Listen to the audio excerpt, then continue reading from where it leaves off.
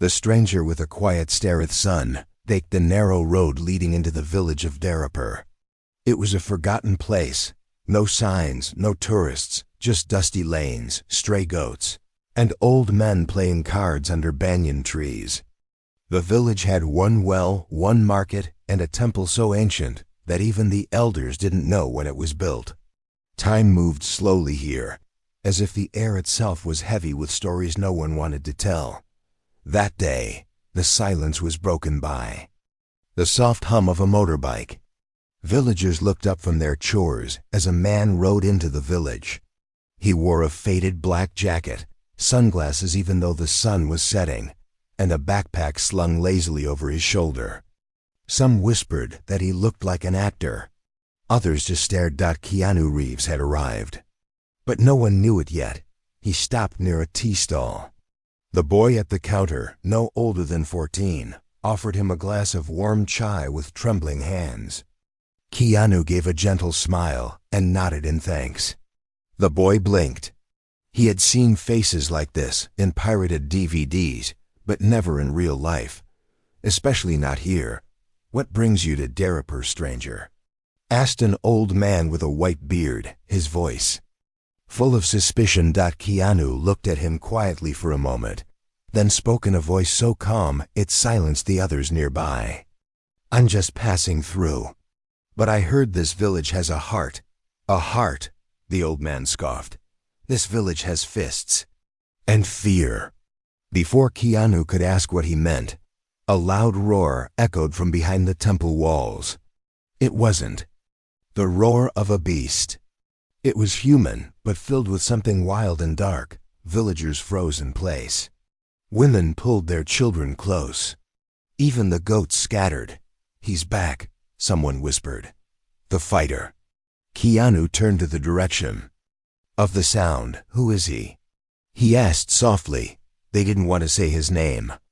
But the boy at the tea stall leaned closer. "His name is Bhairav. He fights every week, makes people fight each other. If they don't, he takes their food, or worse." Keanu took another sip of the tea. Then quietly he said, "I want to meet him." A collective gasp spread through the crowd like wind through dry leaves. The old man shook his head. "Do not joke, stranger. This is not a place for brave talk." Keanu placed the empty glass down gently. "I'm not joking." As he walked toward the temple, the villagers followed from a distance, murmuring like ghosts behind him. The temple courtyard had been turned into something unholy. Broken bamboo sticks marked a fighting ring. Blood stained the ground. Torches flickered in iron stands. And at the center stood a giant of a man, bare chest, scarred arms and eyes. Like a storm. Bhairav. He was laughing, dragging a farmer by the collar and throwing him to the ground. "Too weak," he spat. "Who's next?" Keanu stepped forward. "I'll fight you." Bhairav turned. For a moment he looked confused, then amused. "You, city man with soft hands, you want to fight me?" Keanu took off his jacket, revealing arms marked not by violence, but by endurance. "Quiet strength, resilience. I don't fight to win," he said. "I fight to remind." Bhairav laughed again, louder this time. "Remind who?" "Remind them that kindness gets you killed." Keanu didn't answer. He just stepped into the ring. Bhairav attacked without warning. A punch came flying toward Keanu's face, but Keanu dodged, smooth and effortless, like water avoiding rock. Then came a kick. He ducked. A grab. He slipped away. The crowd was silent. The villagers had never seen movement like this. Keanu didn't throw a single punch. He just kept dodging. Minutes passed. Bhairav grew angrier. "Fight me, coward." Keanu finally spoke. "Why do you want people to fear you?" Bhairav lunged again, growling like an animal. Keanu sidestepped, making him stumble. "They already have pain," Keanu said softly. "Why add to it?" Suddenly Bhairav slipped on the muddy ground and fell hard. The crowd gasped. Keanu didn't move. He didn't take advantage. He waited. Bhairav got up slowly, breathing heavy, looking more tired than wounded. For the first time, he looked less like a monster and more like a broken man. "What do you want from me?" Bhairav asked, his voice almost unsure. Keanu stepped closer. "I want you to stop. Give them back their lives." The fighter looked at the villagers watching in silence. In their eyes was not fear now, but hope. A tiny spark. He dropped to his knees, and the entire courtyard held its breath. Keanu bent down and placed a hand on Bhairav's shoulder. "You can still change. It's not too late." No one moved. Not even the wind. From the back of the crowd, the tea stall boy whispered, "Is this what mercy looks like?" An old woman wiped her tears with the end of her sari. The village, which had known silence from fear, now stood in silence from awe. The sun had set, but something brighter had just begun to rise in the heart of Darapur. A name once feared. Night after the fight, the village was quiet, not with fear this time, but confusion. Doors stayed open longer. People whispered under moonlight. And for the first time in years, Bhairav did not roam the streets demanding tribute. Instead, he sat outside the temple, staring at the stars, with Keanu beside him. "I don't understand you," Bhairav muttered. "You had the chance to humiliate me, to finish me. Why didn't you?" Keanu didn't answer right away.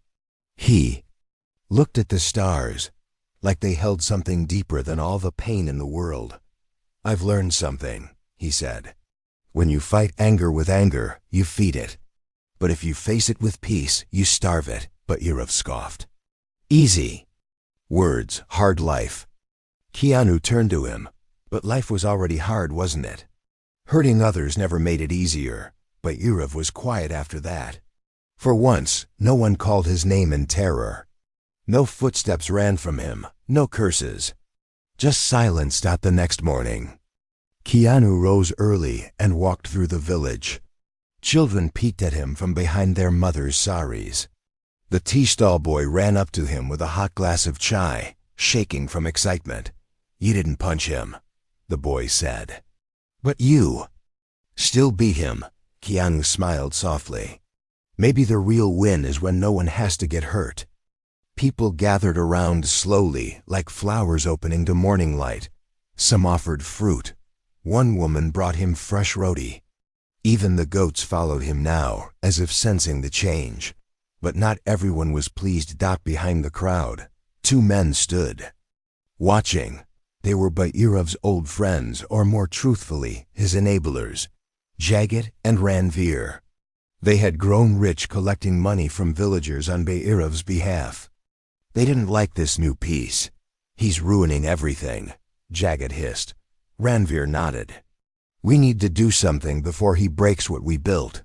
They walked away, planning something dark. Meanwhile, Keanu followed Bhairav into a small corner of the village that few visited. It was where Bhairav lived in a half-finished brick hut, barely covered with a plastic sheet.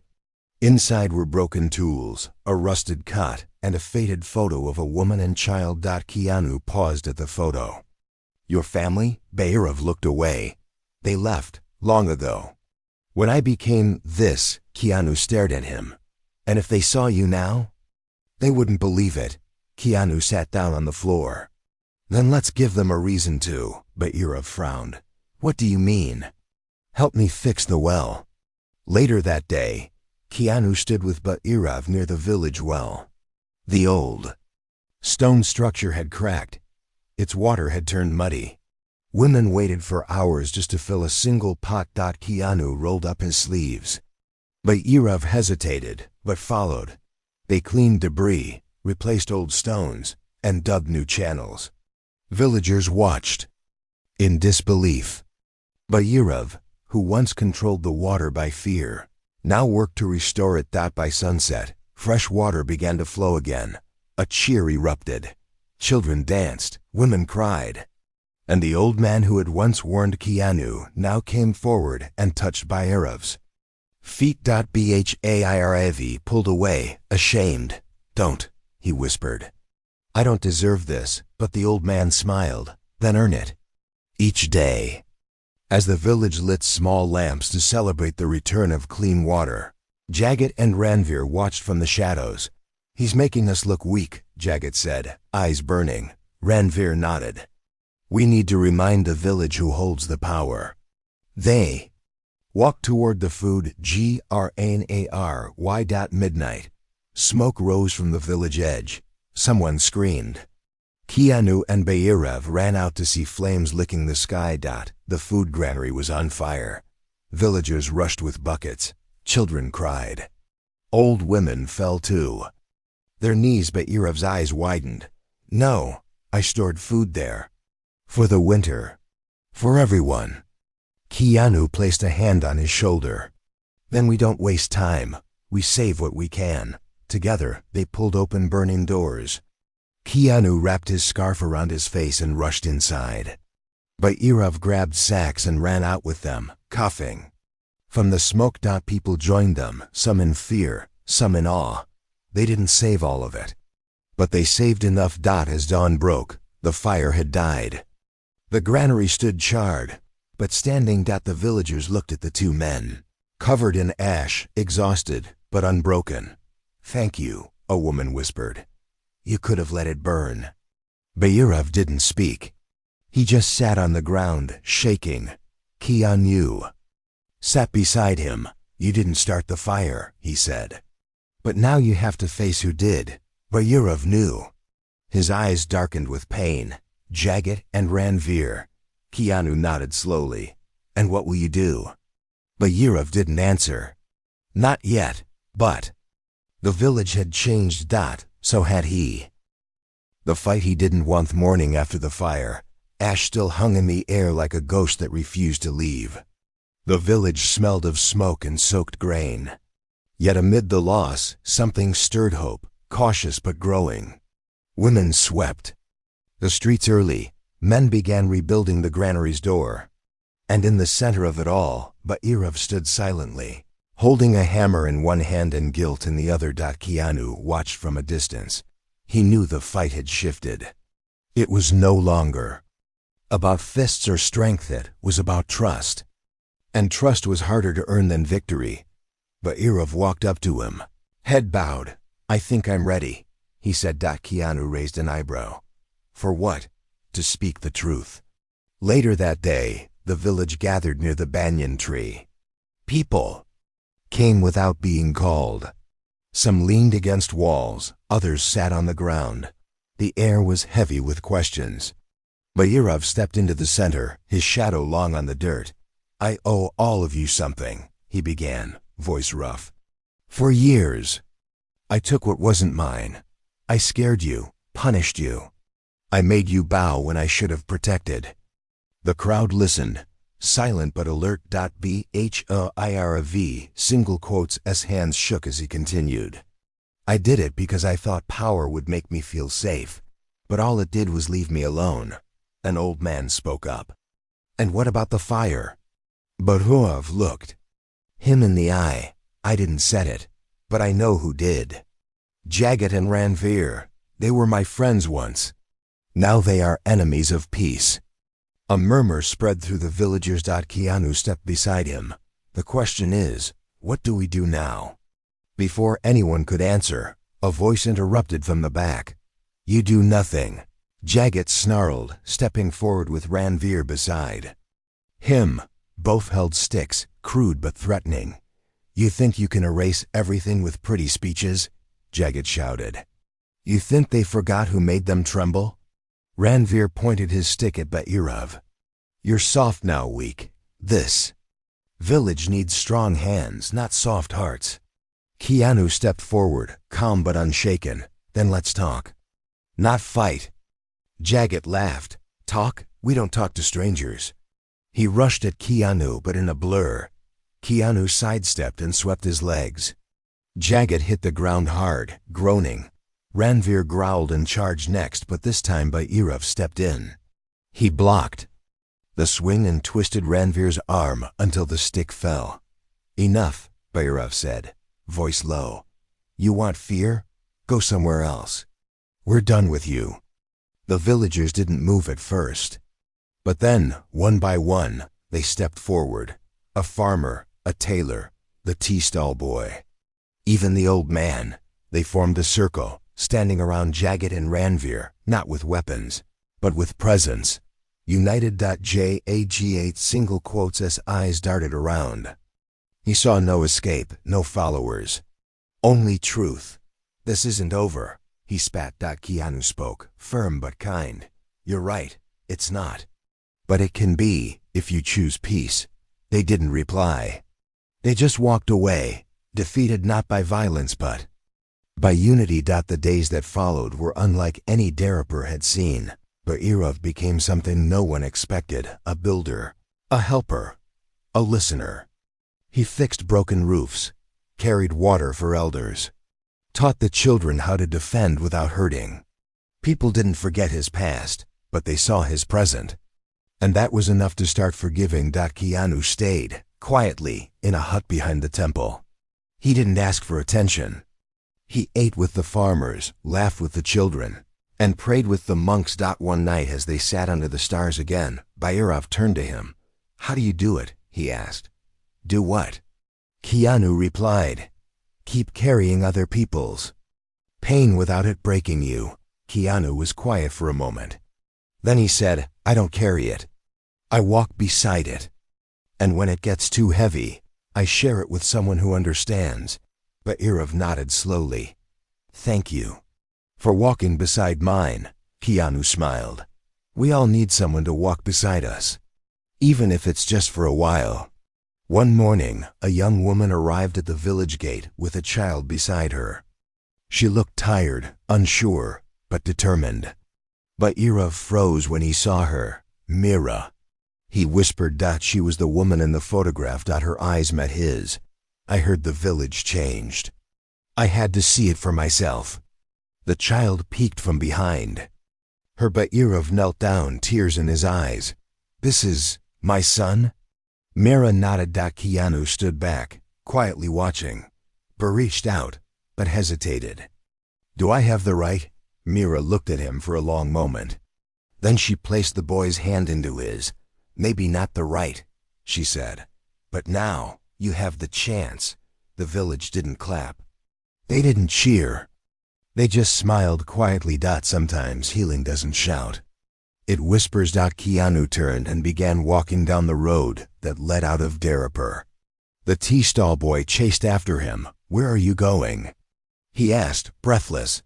There's another village, Keanu said gently.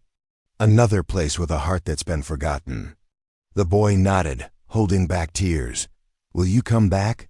Keanu knelt and placed a hand on his shoulder. Maybe not me, but someone like me will.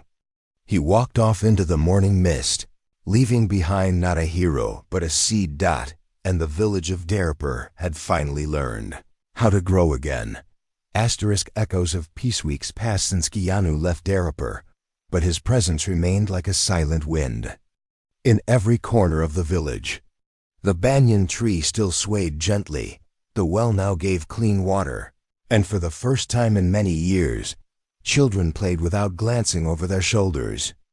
Laughter had returned, soft, uncertain at first, but now full and free. But Bhairav had changed.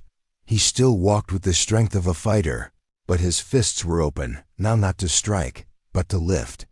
He helped repair homes, taught the young boys to plant instead of punch, and sat beside elders to listen, not lead. He had scars on his body, but it was the healing of his heart that people saw most. One morning, he stood before the villagers under the banyan tree and said, I was once feared, now I want to be useful. Let's build a school here. A place for the children to grow minds, not muscles. A silence followed. Then the tea stall boy raised his hand. I want to learn how to write. Maybe I'll write Keanu's story someday. The villagers nodded. One by one, they offered bricks, wood, land, whatever they had. And in just days, the work began. Not because of orders, but because of belief. But far beyond the fields, trouble was stirring again. Jagat and Ranveer had not disappeared. They had traveled to a nearby town where law didn't mean justice, and money ruled every word. They spoke to a man named Malik, a wealthy landowner, with eyes that saw everything and a heart that felt nothing. The village is no longer afraid, Jagat warned. They'll stop paying. Stop bowing. They're building something. Malik tapped his finger on the desk. You want my help? We want revenge, Ranveer said. Malik leaned forward. No, what I want is the land. The village sits on rich soil, perfect for new construction. Resorts, shops. You get your revenge. I get the land. They shook hands under a silent deal. The storm had begun. Meanwhile, in Darapur, life bloomed. The school was halfway built, but Bhairav taught self-defense to girls. Meera started helping mothers learn to read. The boy who once feared Bhairav now called him Uncle. And then, without warning, jeeps rolled in. Men with official-looking uniforms and fake smiles stepped out. Malik came last. In a spotless white suit and black sunglasses, he greeted the villagers like an old friend. We've come with news, he said. This land, it belongs to the government now. We have papers, stamps, orders. You must leave. In 1 week, gasps spread through the crowd. Leave? One woman cried, but we've lived here for generations. Malik smiled wider. And now we'll build something beautiful, modern. You'll thank us later. Bhairav stepped forward. This village belongs to its people. Not to your greed. Malik raised an eyebrow. Ah, the reformed thug. I know your type. Big on speeches, small on results. But Bhairav didn't flinch. You can insult me, but you will not erase this place. Malik leaned in close. You think peace can stop bulldozers? No, Bhairav replied. But people can. That night, the village sat together under the moonlight. There were no torches of war, only quiet hearts filled with fear and fire. We don't have weapons, the tea stall boy whispered. Bhirav looked around. Yes, we do. He pointed to their hands. These built homes. He pointed to their feet. These walked miles to fetch water. He touched his chest. And this heart knows the cost of silence. Meera spoke next. They have papers, but we have each other. And slowly, the villagers made a choice. They would not leave. They would not run. They would stand. The next day, Malik returned with machines. Large bulldozers rolled in, ready to crush the soil beneath heavy metal. The men in uniforms barked orders. The villagers, however, stood in a long line across the field, shoulder to shoulder. Men, women, children all together. Bhairav stood at the center. Arms crossed, not threatening, not angry.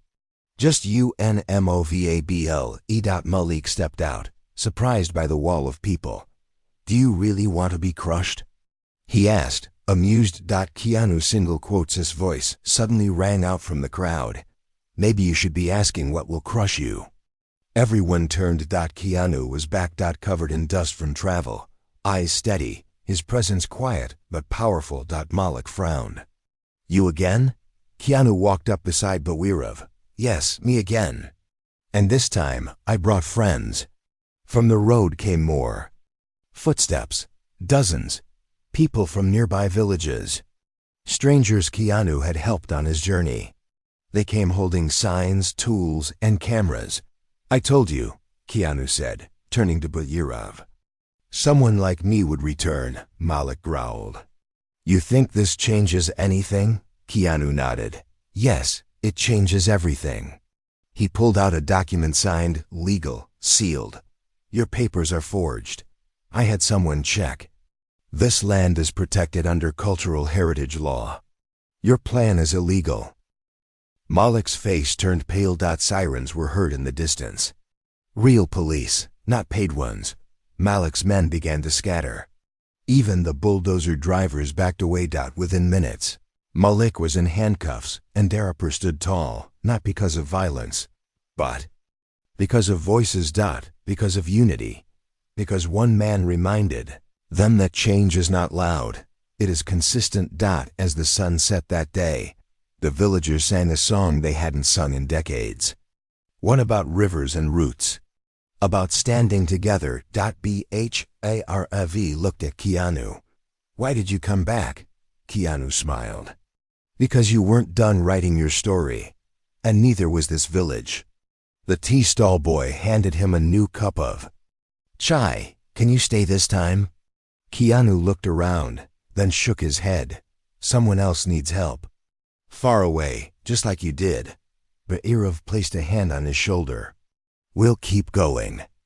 I know, Keanu said. He turned once more, walking away from the village as the children waved behind him, and the banyan tree swayed gently in the evening wind. The boy with the notebook Dharapur was no longer a forgotten place.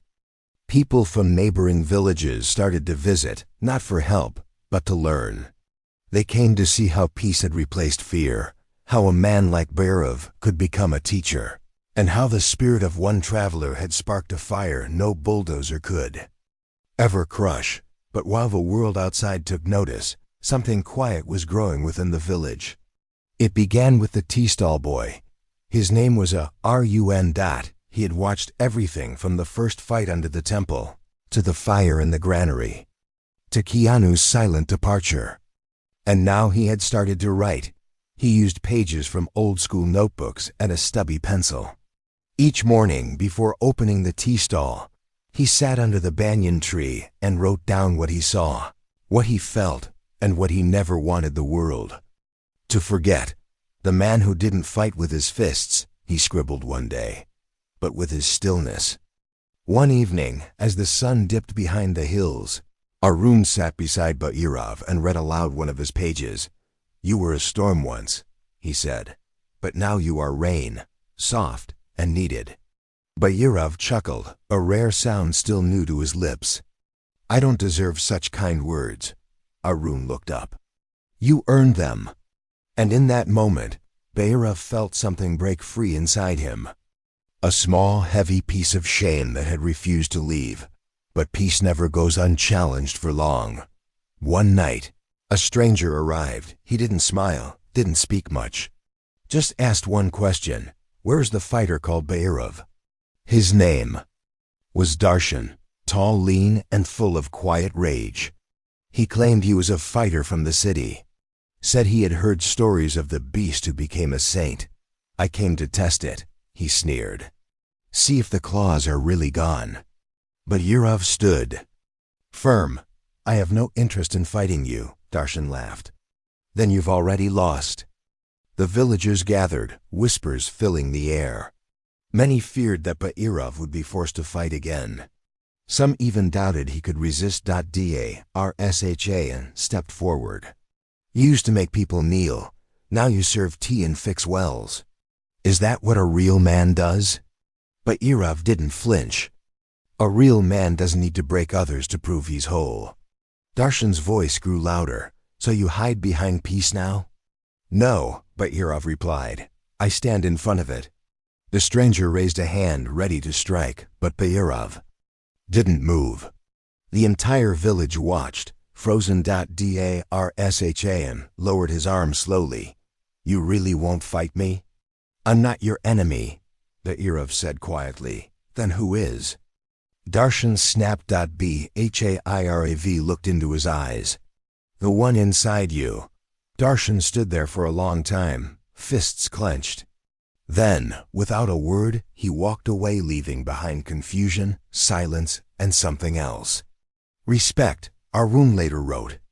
In his notebook, the strongest man I ever knew was the one who didn't raise his hand, even when he had every reason to. The school was finally complete. It stood proudly near the well with bamboo walls and clay tiles. Not perfect, not fancy, but full of soul. On the day of its opening, Mira asked Arun to read something aloud. His hands shook as he stepped up to the front of the small courtyard, holding his notebook close. This story, he said, began with fear. But now it is filled with people who chose to change. Some were born brave, some learned. And one man, he reminded us that kindness is not weakness. It is the hardest strength. His voice cracked, but he kept going. This school is not for books alone. It is for stories, for second chances, for teaching others that you can fall and still rise. Tears welled in the eyes of the villagers. Even Beirov turned away to hide his dot, and just then footsteps echoed from the far road. Dust rose behind a slow-moving bike. Arun's voice stopped. It's him. He whispered. KeanuReeves had returned. He wore the same jacket, same quiet look. But his eyes lit up when he saw what had been built. Children ran to him, shouting his name. Elders offered him food. Beirov approached slowly, arms open, and they embraced like brothers reunited. Keanu looked at the school, and then at Arun. You finished it. Arun nodded. We finished it. Keanu smiled. And the story? Arun handed him the notebook. Still being written. Later that evening, under lantern light, Keanu sat among the villagers. I didn't come back to be honored, he said softly. I came to learn what happened next, and I see now. I wasn't the one who changed this village. You all did. Someone asked him, will you stay this time? Keanu looked at the stars. Only until the next place calls. Beirov spoke up. Then before you go, teach us one last thing. Keanu nodded. What do you want to learn? Arun answered, how to carry light even when the road is dark. Keanu looked around and spoke slowly. You don't carry the light. You become it. Every time you choose peace instead of anger, truth instead of silence, love instead of fear. That is how you light the way. And in that moment, Darapur didn't feel like a village. It felt like a promise. A place that once lived in fear, now lived in faith. A place that once bowed, now stood tall. And at the center of it was not a fighter, not an actor, not even a hero, just a man who walked into a storm with open hands. The final chapter they never saw coming. The morning sky over Darapur was quiet, soft with golden light. The birds called gently from the trees, and the air smelled of fresh clay and distant firewood. It had been weeks since the school opened, since the people stood together against Malik, and since Keanu returned for what they believed would be the last time. But this final chapter didn't begin with peace. It began with a letter. Arun ran toward Beirov, his notebook clutched tightly under one arm and a folded piece of paper in his hand. His eyes were wide with both excitement and fear. Uncle Basirov, Uncle Keanu, he called out. This came for you. Keanu took the letter gently. It had no stamp, no seal. Just one line written on the back. What you built belongs to us. Now, inside the envelope was a threat, simple, cold, and terrifying. A new group from the city had learned of Darapur's rise. Land developers, richer than Malik, more powerful. And this time, they had connections so high, even the truth would struggle to breathe. They want to destroy it all, Arun whispered. The school, the land, us. Beirov took the letter and crushed it in his fist. Not out of rage, but out of something deeper, an understanding. The world outside didn't care about what had been healed here. They only saw profit. Keanu looked at the village and spoke softly. This time, we'll need more than courage. Within days, the pressure began. Government men appeared with papers. Reporters came asking questions designed to twist the truth. Rumors spread that Darapur would be taken apart legally. This time, there were no bulldozers, only microphones, signatures, and laws used like weapons. The villagers were scared. What can we do? An elder asked. We are just a dot on the map. Keanu stood at the center of the school courtyard, where the children used to play. He didn't raise his voice. He didn't shout. They may have money, he said, but we have something stronger.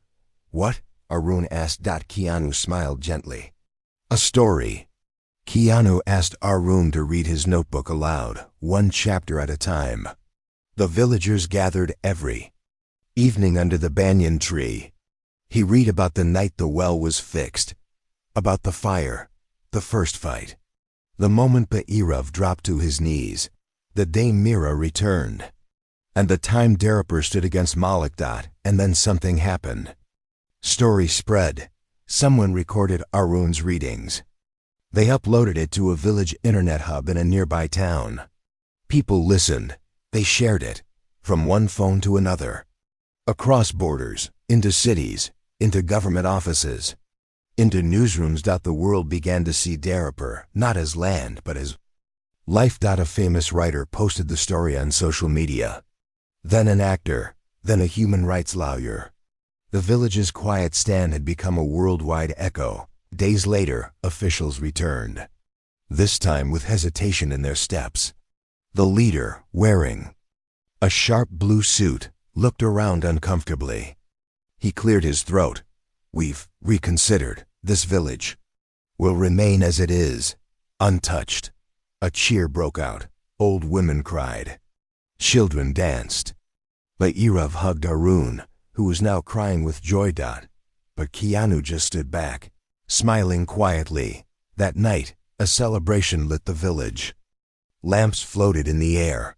Music filled every corner. Mira cooked with other women. Bhairav danced for the first time in years. And Arun stood on a small wooden stage, notebook in hand. "Today," he said, "I close this chapter. But not the story, because stories like this, they never end. They only pass on." Then he looked at Keanu, whose bag was already packed. "You're leaving, aren't you?" Keanu nodded slowly. "You don't need me anymore. But we want you to stay," the boy said. Keanu placed a hand on Arun's shoulder. "You have everything you need now. A voice, a village, a future." Bhairav stepped forward, eyes glistening. "You came here when I was a shadow. And now you leave me in the light." Keanu smiled. "The light was always there.